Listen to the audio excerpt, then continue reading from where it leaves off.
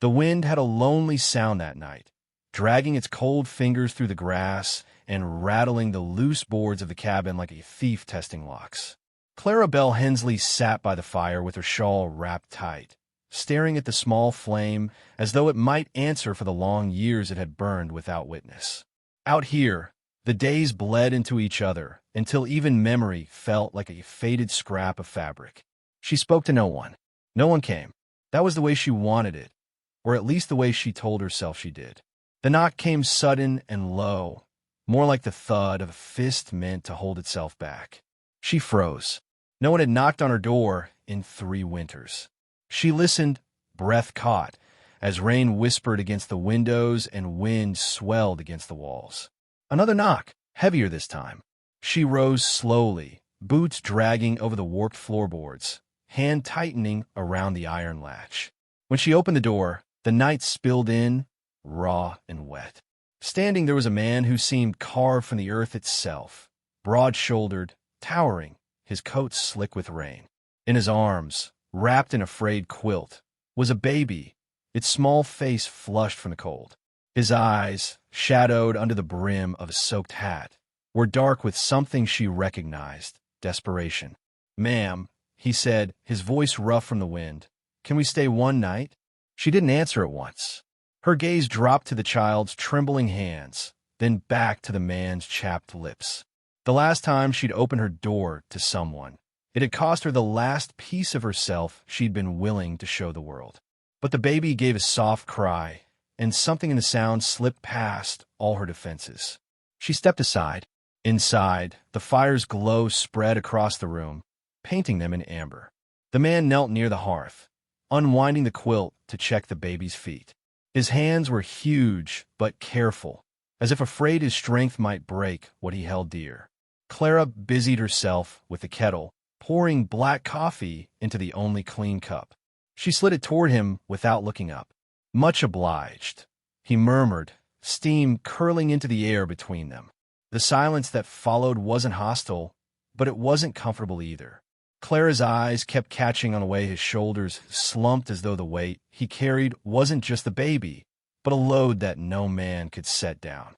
He spoke little, yet every word seemed dragged from somewhere deep. He told her his name, Elias Boone. The child was Rosie. His wife had died in childbirth last spring. He'd been riding from ranch to ranch ever since, searching for steady work and finding only promises that dried up as fast as they came. Clara nodded, but offered nothing of herself. She'd learned long ago that some wounds grew deeper when touched. Still, her eyes lingered on the baby more than she meant to. Rosie's cheeks were soft with health despite the cold, and her small, unsteady laugh startled Clara in the way sunlight startles a room that's been closed too long. Elias set his hat on the table, hair damp and curling at the edges. "I can pay for the night's shelter," he said. "No need," she replied. "Storm's bad enough without charging for dry floors." They ate what little she had, cornbread and leftover beans, and when it was done, she showed him the corner bed. She'd stripped it clean that morning without knowing why, as though some part of her had been preparing for company she didn't expect. Through the thin wall that night, she heard him humming low to the baby. It was a tune so old she couldn't place it at first, but then the memory came, her mother humming the same notes while mending clothes by the fire. Clara lay still, eyes closed, letting the sound roll over her like warm water. Some songs, she thought, outlived the voices that first sang them. The wind howled harder, carrying bits of hail against the roof, but inside the cabin there was a small pocket of calm. Before sleeping, Clara quietly placed an extra blanket at the foot of their bed. She told herself it was because the cabin was drafty, but she knew better. She woke early, just as dawn was breaking. The storm had calmed, leaving the air sharp and clean. Elias was already outside, splitting logs with a steady rhythm. His coat was still damp, and the mist clung to his hair. She watched from the window, a strange heat stirring in her chest. Men had come here before, neighbors, drifters, but never with work in their hands and a child in their care.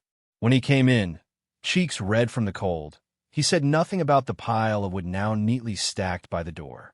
Instead, He went straight to the cradle he'd fashioned from his saddlebag and checked on Rosie.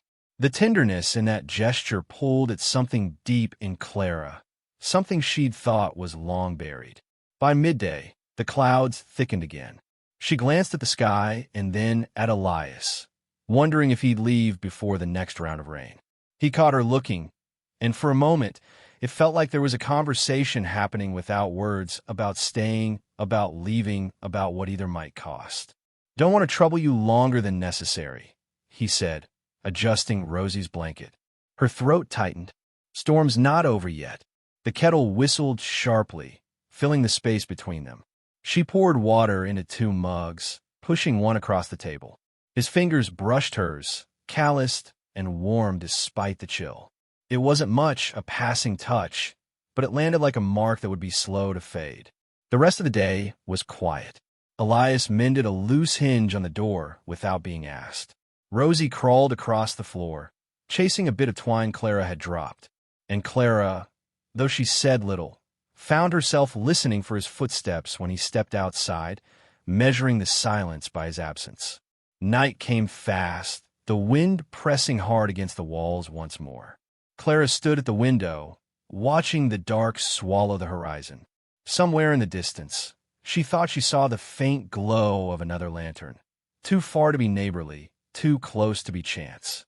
She wondered if someone from town had seen Elias arrive, if word would travel as it always did, curling like smoke into the corners where judgment waited.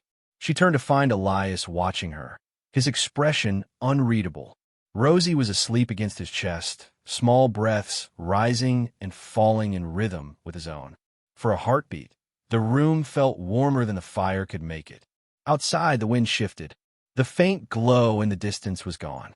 Clara felt the old, familiar weight of the world pressing in, and something else lighter, dangerous, the sense that one night might not be enough. By morning, the air was clear and brittle. The sky stretched wide and pale as bone. Elias had been up before dawn, the sound of his axe marking each second in the stillness.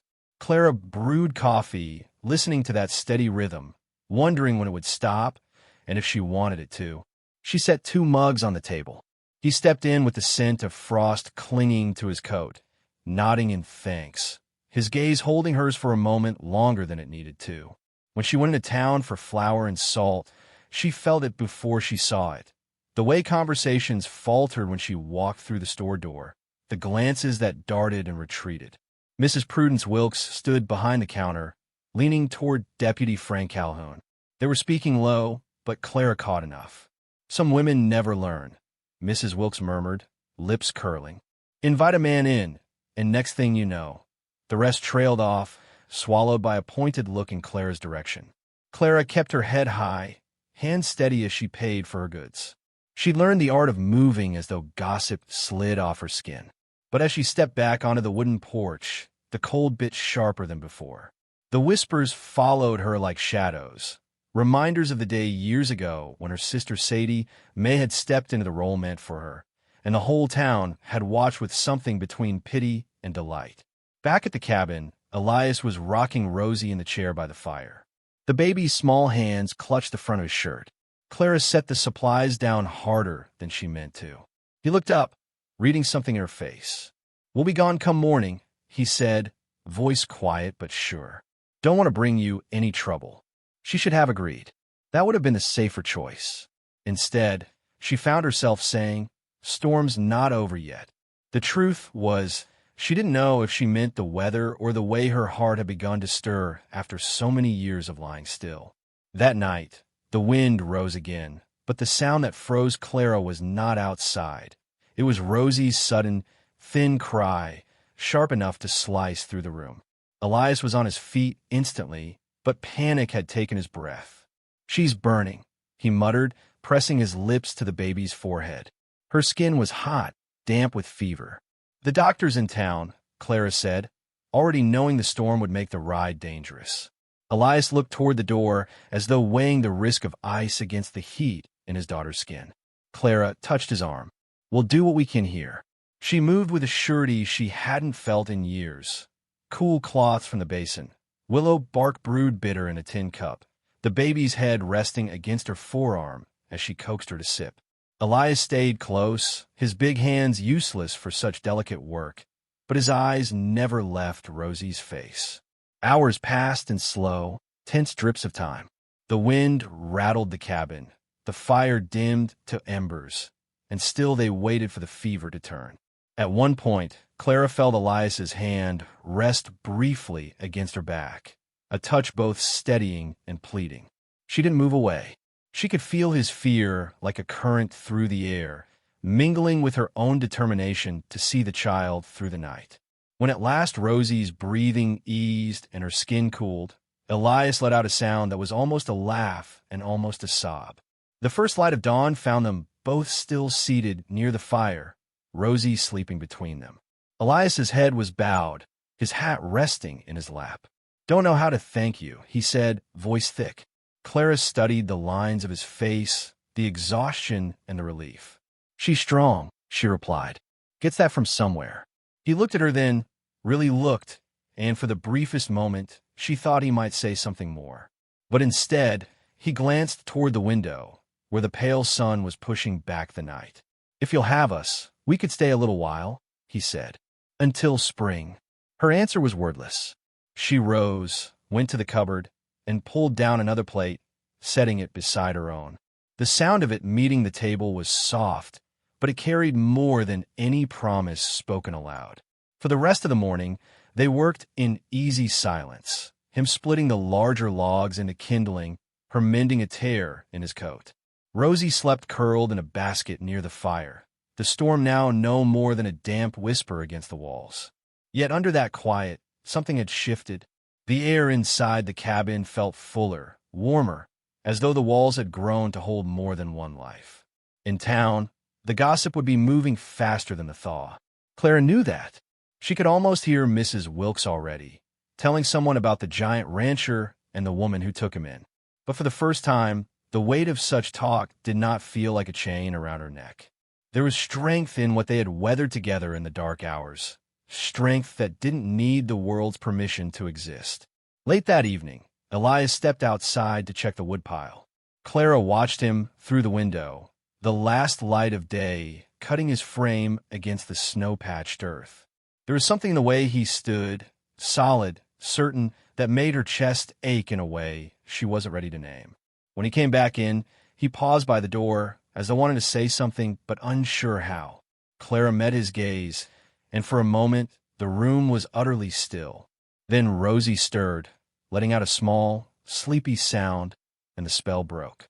Elias crossed to the cradle, lifting the child with a care that seemed instinctive. Clara turned back to the fire, adding another log. The flames leapt higher, casting their shadows across the walls.